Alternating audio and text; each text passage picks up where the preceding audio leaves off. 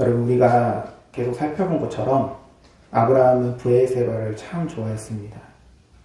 브에세바는 가나안 땅 남쪽 끝자락에 있고, 거기서 지중해 쪽으로는 애굽의 전초기지와 같은 블레셋 사람의 땅 그랄이 있었습니다.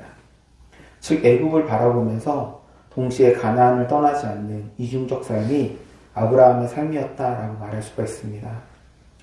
그곳에서 아브라함은 오래 살았습니다. 심지어 모리아 산에서 아들 이삭을 바치는 엄청난 사건이 일어난 후에도 아브라함이 다시 돌아간 곳은 브에세바였습니다. 또 내 씨로 말미암아 천하 만민이 복을 받으리니 이는 내가 나의 말을 준행하였음이라 하셨다 하느라. 이 아브라함이 그의 종들에게 돌아가서 함께 떠나 브에세바에 이르러 거기 거주하였더라. 거기 거주하였더라. 공동 번역은 이를 매우 도발적으로 번역을 했는데, 아브라함은 종들이 있는 곳으로 돌아와서 그들을 데리고 걸음을 재촉하여 브에세바로 돌아갔다. 아브라함은 브에세바에 누룽지처럼 눌러 살았다. 여러분, 누룽지처럼은 제가 붙인 거고요. 공동 번역은 그냥 눌러 살았다 이렇게 표현했습니다. 근데 이 말은 정확하게 아브라함의 마음을 표현한 것이라고 생각합니다. 아브라함의 어떤 마음? 애굽을 동경하고 더 화려한 도시와 성공을 꿈꾸는 사람. 그게 아브라함이었고, 그 표현이 바로 브에세바였던 것입니다. 그렇게 살던 아브라함, 브에세바를 떠나지 않고 누룽지처럼 눌러붙어 살아가고 있었던 아브라함에게 어느 날 한 사건이 벌어지게 됩니다. 이게 뭐냐 하면 바로 아내 사라의 죽음이었습니다. 근데 여러분, 23장에 사라의 죽음이 기록되어져 있는데, 앞서 살펴본 22장 19절 그리고 20절부터 24절까지는 나홀의 후회에 대한 얘기니까 일단 스킵해놓고, 그러니까 22장 19절에서 23장 1절로 넘어가게 되는 거예요. 말씀 읽어보면, 이에 아브라함이 그의 종들에게로 돌아가서 함께 떠나 브에세바에 이르러 누룽지처럼 눌러붙어 살았더라. 그리고 넘어가서 사라가 127세를 살았으니 이것이 곧 사라가 누린 횟수라. 사라가 가나안 땅 헤브론 곧 기럇 아르바에서 죽음에 라고 되어 있습니다. 여러분, 뭔가 좀 이상한 거 발견하셨나요? 분명 아브라함이 돌아간 곳은 브에세바인데, 이상하게도 사라는 어디서 죽었어요? 헤브론에서 죽었어요. 이는 중간에 어떤 이야기, 즉 브에세바에서 헤브론으로 옮겨가는 이야기가 빠져 있었다는 거예요. 그 이야기를 하기 전에 우선 사라에 대해서 좀 살펴보도록 하겠습니다. 여러분, 사라라는 이름은 열국의 어머니라는 뜻입니다. 원래는 사레였는데 사라로 하나님께서 바꾸셨어요. 그녀는 정말 파란만장한 삶을 살았습니다. 인생을 살았습니다.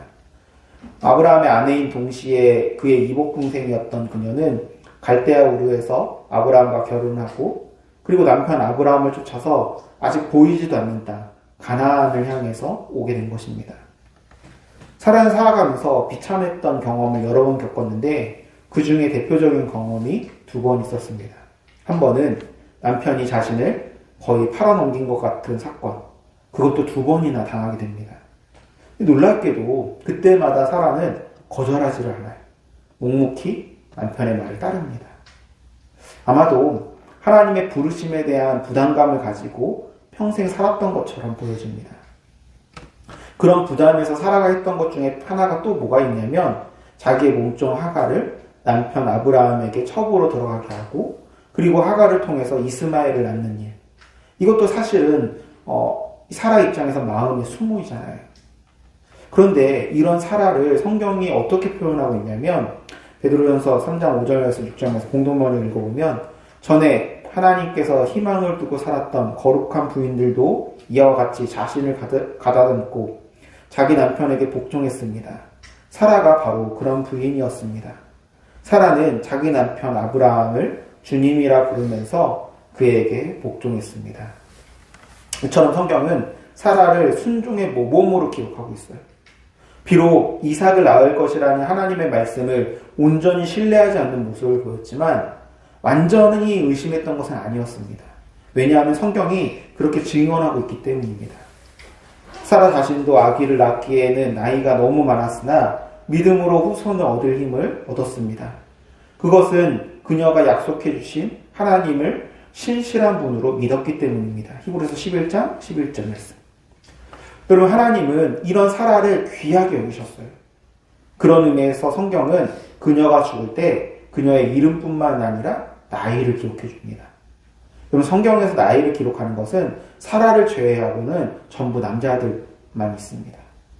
그런데 사라가 127세를 살았으니 이렇게 사라가 살아온 날들의 횟수를 기록해 준 거예요. 이거는 하나님께서 사라를 매우 특별하게 인정하셨다는 뜻입니다. 이 시대의 엄마들, 이 시대의 여인들이 여러분들도 하나님의 거룩한 여인, 히브리서 11장에서 말하는 그런 여인들이 되시기를 간절히 소망합니다. 그래야 가정이 살아나고 그래야 세상이 살아나는 거예요.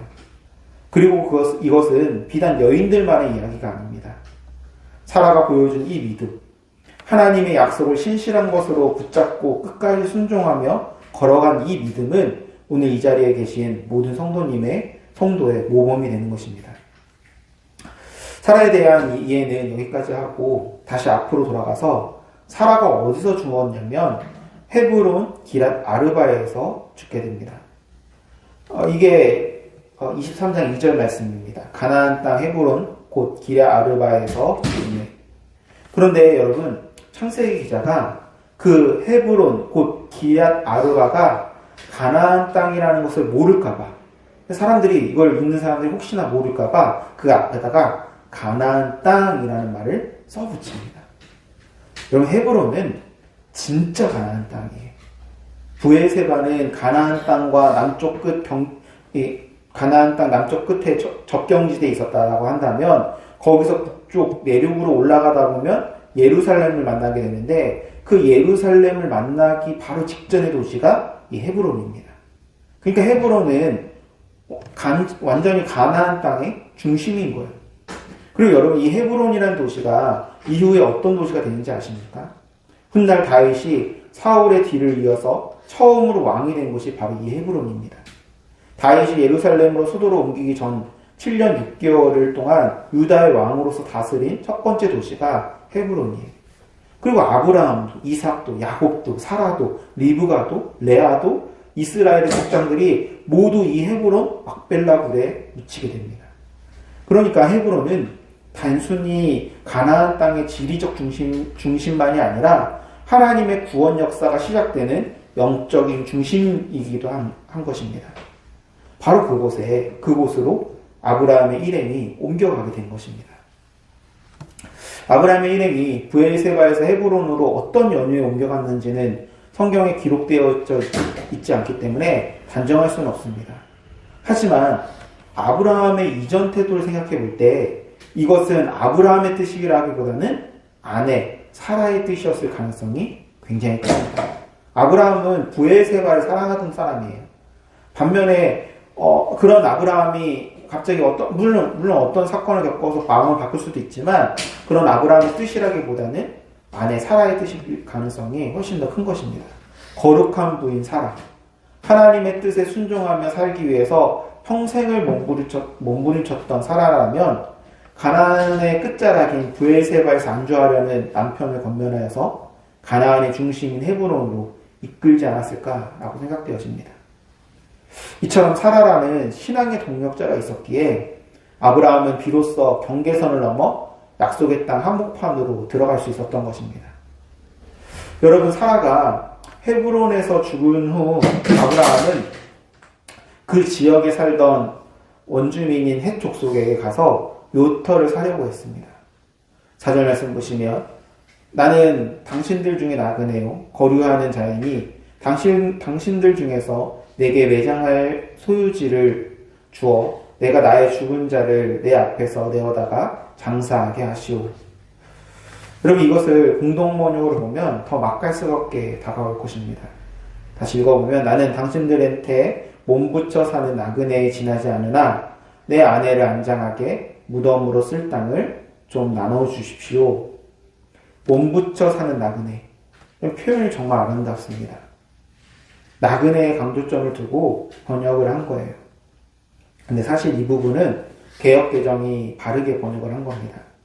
공동번역은 몸 붙여 사는 이란 형용사와 나그네라는 명사로 번역을 했고, 개역개정은 나그네요, 거류하는 자, 이 두 개의 명사로 번역을 했는데, 개역개정이 원문에 맞게 번역을 한 겁니다. 공동번역은 그것을 합쳐가지고 풀어서 쓴 거예요. 굉장히 식적으로 표현한 겁니다. 히브리 원문을 한번 보게 되면, 아브라함이 자기 자신을 가르쳐 쓴 두 단어는 게르와 토샤브입니다. 여러분, 게르는 단순한 여행자가 아니에요. 자기 고향을 떠나서 남의 땅에 들어와 사는 사람, 즉 이방인 체류자를 말하는 것입니다. 여러분, 이 사람들은 법적인 권리가 없어요. 땅을 소유할 수도 없고 그 사회 구성원으로 인정받지 못하는 그런 존재, 그게 바로 게르입니다. 그리고 토사부는 임시 거주자라는 뜻으로 게르보다 더 불안정한 상태입니다. 게르는 그래도 어느 정도 정착한 이방인이라고 한다면, 토샤부는 그마저도 되지 않는 잠깐 머물다 가는 사람들을 뜻합니다. 아브라함은 지금 이 두 단어를 겹쳐서 쓰고 있는 거예요. 나는 게르이고 토샤부입니다. 즉 나는 이방인인데 그 이방인 중에서도 가장 불안정한 이방인, 뿌리가 없는 자라는 것을 자기 입으로 고백하고 있는 것입니다. NIV 성경은 이 부분을 매우 실감나게 번역을 했습니다. I am, 그리고 여러분이 아는 굉장히 중요한, 우리가 한번 설교에서 다뤘던 중요한 단어가 나옵니다. I am an alien. 여러분 alien 아시죠? And a stranger among you, 이렇게 번역을 했어요. 그러니까 지금 중요한 단어가 alien이라는 단어예요. NIV 이 성경 번역자가 영화 에일리언을 생각하면서 이 단어를 썼지 않았을까라고 생각이 됩니다. 농담이 아니고 진짜로. 여러분, 에일리언이라는 말 자체가 에일리언이라는 영화가 나오기 전에는 별로 문제가 없는 단어였어요. 이런 거 옛날에 예를 들어서 개그맨 정종철 씨가 옥동자로 나오기 전에는 옥동자라는 말이 좋은 단어였어요. 그런데 이 정종철 씨가 옥동자로 등장하면서 옥동자는 못생김을 상징하는 비참한 단어가 되었잖아요. 옥동자는 개념 자체가 바뀌어버린 거예요. 이제 에일리언도 마찬가지예요. 에일리언을 우리가 보통 영화에 나오는 그 괴물로 생각을 해요. 그런데 사실 에일리언이라는 거는 어떤 뜻이냐면 이질적인 거, 외계인, 그리고 따돌림을 받는 사람, 즉 왕따를 타는 단어입니다. 그럼 저는 이 부분에서 에일리언이 맞는 번역이라고 생각합니다. 세상 속에서 크리처는 마치 외계인 같은 존재, 이질적인 존재, 따돌림을 당하는 존재들입니다. 아브라함은 갑자기 자신의 삶이 그런 외계인처럼 느껴지는 거예요. 이질적이고 왕따 같은 느낌. 이 감정의 느낌을 더 깊게 알려면 2절을 공동번역을 읽어야 합니다. 들어보시기 바랍니다. 기랏 아르바라고도 하는 헤브론 땅에서 죽었다. 아브라함은 빈소에 들어가 가슴을 치며 슬피 울었다. 아내 사라가 죽자 아브라함이 느낀 거예요. 너무나 이 에일리언 같은 느낌, 나그네의 경험. 근데 여러분, 사실 아브라함은 원래 나그네였어요. 하란을 떠난 그 순간부터 쭉 나그네였습니다. 그런데 왜 하필 지금 사라가 죽은 이 순간에야 비로소 자기가 나그네라는 것을 뼈저리게 느낀 것일까요? 그건 사라가 단순한 아내가 아니었기 때문입니다. 사라는 아브라함에게 하나님의 통로였고 하나님의 위로자였던 것입니다. 나그네의 삶이 외롭고 이질적인 것임에도 불구하고 아브라함이 그 외로움을 견딜 수 있었던 것, 그 여행길을 함께 걸어준 사람이 있었기 때문입니다. 즉 사라가 옆에 있었기 때문에 나그네의 삶이 나그네처럼 느껴지지 않았던 거예요. 그러니까 사라가 있을 때는 잘 느끼지 못했던 외로움이 사라가 떠나자 한꺼번에 밀려오게 된 것입니다. 여러분, 아브라함은 몰랐어요. 몰랐는데 어느 날 사라가 사라지자 알게 되는 거예요. 이게 무슨 얘기냐면 우리의 정체성을 확인하는 것들은 여러분 사라지는 것들이에요. 조형범이라는 존재가 어떤 존재인가를 보려고 한다면 내게 사라지는 것들 속에 조형범의 정체성이 있는 거예요. 이것을 다른 단어로 바꾸면 바로 역사입니다. 흘러가는 것들 속에 조형범이 있는 것이고 교회가 있고 여러분이 있는 거예요. 놀랍게도 사라가 사라지는 순간 아브라함은 자기가 누구인지를 깨닫게 된 거예요. 자신이 이 땅에서 얼마나 외로운 에일리언인지를, 그리고 그 나그네 길에서 내 곁을 지켜준 사람이 얼마나 큰 하나님의 위로였는지를 깨닫게 된 것입니다. 그리고 나서 아브라함이 그 다음에 한 행동을 보시기 바랍니다. 통곡한 다음에 아브라함이 뭘 했냐면 일어나서 료터를 삽니다. 나그네가, 게르이자 토샤부인 자가 약속의 땅에 최초로 자기 소유의 땅을 갖게 되는 거예요. 그것도 아내 사라를 묻기 위해서. 여러분, 이게 얼마나 놀라운 일인지 아십니까? 여러분, 아브라함은 하나님으로부터 이 땅을 너에게 주리라 라는 약속을 받았던 사람입니다. 그런데 그 약속을 받고도 수십 년 동안 자기 소유의 땅이라고는 단 한 평도 없었습니다. 게르이자 토샵으로 그저 남의 땅에 얹혀 사는 그런 존재였어요. 그런데 지금 사라의 죽음 앞에서 아브라함이 처음으로 약속의 땅에 자기 소유의 땅을 갖게 된 거예요. 이것이 성경에 기록된 약속의 땅에 대한 최초의 실질적 소유입니다. 그리고 그 첫 번째 소유가 화려한 집터도 기름진 목초지도 아니라 사랑하는 아내를 묻을 무덤이었다는 것. 여러분, 이것이 저는 정말 은혜롭다고 생각합니다. 여러분, 여기서 우리가 봐야 될 것이 있습니다. 아브라함이 왜 이 땅을 샀을까? 하나님이 사라고 해서? 율법에 그렇게 되어 있어서? 아닙니다. 사라의 죽음 앞에서 아브라함은 비로소 깨달은 거예요. 자기가 나그네라는 것을. 그리고 그 나그네 길에서 하나님이 사라라는 동행자를 보내주셨다는 것을, 그리고 그것이 얼마나 큰 은혜였는지를 깨닫게 된 것입니다. 그 은혜를 깨달은 자의 반응은 사랑입니다. 그래서 아브라함은 사라를 아무데나 묻을 수가 없는 거예요. 나그네니까 그냥 길가에다 묻어도 되는데, 아니면 그토록 좋아하는, 자기가 좋아하는 브에세바다에 묻어도 되는데 막. 아브라함은 사랑하는 사람을 위해서 정당한 값을 치르고 부터를 삽니다. 그리고 그 행위가 놀랍게도 약속의 땅에 첫 번째 뿌리를 내리는 행위가 된 것입니다. 여러분, 보이십니까? 하나님의 은혜를 깨달은 사람이 사랑으로 응답할 때, 여러분, 그 사랑의 행위 안에서 하나님의 약속이 성취되기 시작하는 거예요. 아브라함이 브엘세바에 눌러앉아 있을 때에는 약속의 땅에 단 한 평의 소유도 없었는데, 은혜를 깨닫고 사랑으로 응답하는 그 순간 약속의 땅이 비로소 그의 것이 되게 된 것입니다. 브엘세바에서 살고 싶었고, 거기서 눌러앉고 싶었고, 애굽을 동경하며 화려한 도시를 꿈꾸던 아브라함이 사라의 죽음 앞에서 하나님의 은혜를 깨닫고 그 은혜에 사랑으로 응답하고 그 사랑의 응답 안에서 비로소 약속의 땅에 뿌리를 내리게 된 것입니다. 여러분, 가장 비참한 사람이 어떤 사람인 줄 아십니까? 돌아갈 곳도 없고 함께 걸어줄 사람들을 잊어버린 사람들이 가장 불행한 것입니다. 우리의 이 세상 삶은 나그네의 삶입니다. 우리에게는 돌아갈 곳이 있습니다.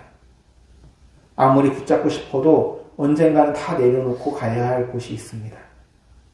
그런데 이 에일리언 같은 삶, 나그네 같은 세상을 걸어가면서도 우리가 행복할 수 있는 이유가 뭐냐면 이 여행길을 함께 걸어주는 사람들이 있기 때문입니다. 아브라함에게 사라가 그랬던 것처럼 여러분 옆에 그 사람들이 있는 것입니다. 제가 좋아하는 시인인 천산병 시인의 귀천이라는 시 마지막 구절에 이렇게 고백합니다. 하늘로 돌아가는 날, 이 세상 소풍 끝나는 날 가서 아름다웠다라고 말하겠다는 고백. 여러분, 우리의 에일리언 같은 인생이, 나그네 같은 우리의 삶이 아름다운 이유가 바로 이것입니다. 이 소풍길을 함께 걸어줄 사람들이 있기 때문에. 돌아가는 날이 아름다웠다라고 말할 수 있는 것입니다. 오늘 말씀을 마치면서 여러분에게 딱 한 가지 부탁하고 싶습니다. 여러분의 옆에 있는 사람에게 이 한마디를 전하길 소망합니다. 당신이 있어서 정말 좋습니다. 당신이 있어서 정말 좋습니다. 옆에 있는 사람들한테 해보시기 바랍니다.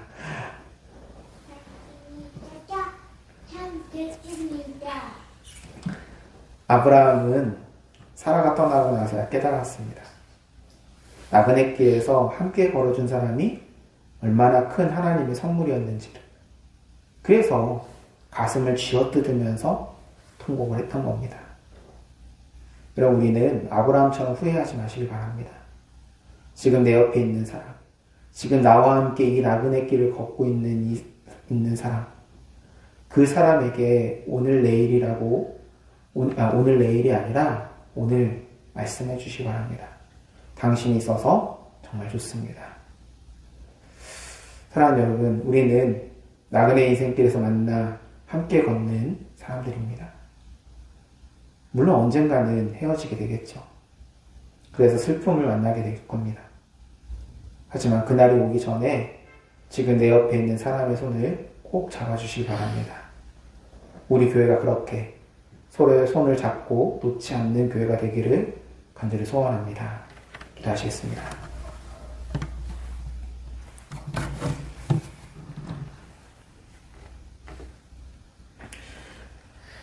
사랑의 하나님, 오늘 저희는 믿음의 조상 아브라함의 발걸음을 통해 우리가 걸어가고 있는 이 인생이라는 여행길을 다시금 돌아보았습니다. 주님, 때때로 저희는 세상의 안락함과 화려함을 쫓아 부의 세바에 누룽지처럼 눌러앉아 이것이 영원한 안식처인 양 착각하며 살았음을 고백합니다. 하지만 오늘 말씀을 통해 우리가 이 땅에 속한 자가 아니라 하나님 나라를 향해 걸어가는 거룩한 나그네이자 에일리언임을 다시 한번 깨닫게 하시니 감사합니다. 때로 인생의 소중한 것을 잃어버리는 상실의 아픔과 지독한 외로움이 저희들을 찾아올 때 그것이 결코 저주가 아니라 우리의 참된 정체성을 확인하고 하나님께로 더 가까이 나아가는 은혜의 통로가 되게 하여 주시옵소서. 무엇보다 이 고독하고 낯선 여행길에서 우리 곁에 사라와 같은 소중한 사랑하는 사람들을 보내주셔서 감사합니다. 혼자서는 넘을 수 없었던 신앙의 경계선을 함께 손잡고 넘게 하시고 척박한 광야길에서도 서로의 온기를 나누며 웃을 수 있게 하시니 참으로 감사합니다.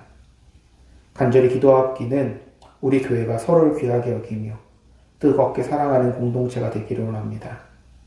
당신이 있어서 정말 좋습니다. 라는 이 고백이 우리의 입술에서 떠나지 않게 하시고 가진 것이 없는 것을 부끄러워하기보다 가진 것을 나누지 못하는 것을 부끄러워하는 성숙한 신앙인들이 되게 하여 주옵소서. 그리하여 훗날 이 세상의 아름다운 소풍 끝내고 주님 앞에 서는 날 우리 모두 환한 미소로 참 아름다운 여행이었노라 라고 고백하며 영원한 안식처인 주님 품에 안기게 하여 주시옵소서.